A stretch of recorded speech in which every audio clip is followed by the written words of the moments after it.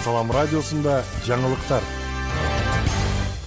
Баткен шаарында асфальт бетон заводу ачылууда. 31 августта эгемендүүлүк күнүнө карата Баткен шаарындагы өнөр жай зонасында жаңы асфальт бетон заводу ачылат. Завод заманбап жабдуулар менен жабдылып, күнүнө 1000 тонна асфальт өндүрүүгө даяр. Ишкана толугу менен автоматташтырылган жана 30га жакын адамды жумуш орду менен камсыздайт. Курулуш үчүн шаар мэриясы 3 гектар жер бөлүп берген. Жеке ишкер Тынчтык Курбанбеков 45 миллион сом инвестиция салган.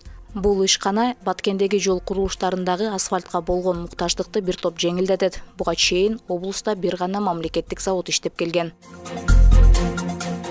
Баткенде желим идиш чыгаруучу завод иштей баштайт. Баткен районунун Актатыр айылында желим идиштерди кайра иштетип жана чыгарган завод тесттик режимде ишин баштады.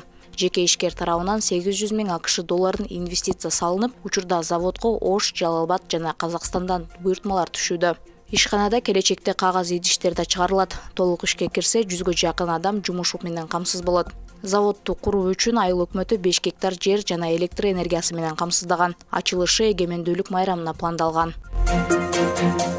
Кызыл Кыяда грек-рим күрөшү боюнча эл аралык мелдеш өтүүдө. Кызыл Кыя шаарында грек-рим күрөшү боюнча 6-чы эл аралык мелдеш башталды. Иш-чарага Кыргызстандын бардык аймактарынан жана Өзбекстандан жалпы 400 спортчу катышууда. Ачылышта жергиликтүү бийлик өкүлдөрү куттуктоо сөздөрүн айтып, катышуучуларга ийгилик каалашты. Бул турнир достукту, биримдикти жана тынчтыкты чыңдоого багытталган.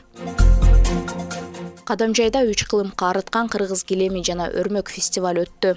Кадамжай районунун мамлекеттик администрациясы, маданият бөлүмү жана шаардык мэриясы менен биргеликте 3 кылымга арыткан кыргыз килеми жана өрмөк фестиваль өттү. Иш-чарага өлкөнүн 7 облусунан келген кол өнөрчүлөр, дизайнерлер жана маданият кызматкерлери катышып, улуттук килем түрлөрү, оймо чийүүлөр жана кол өнөрчүлүк буюмдары көргөзмөгө коюлду. Жеңүүчүлөргө министрлик тарабынан сыйлыктар тапшырылды.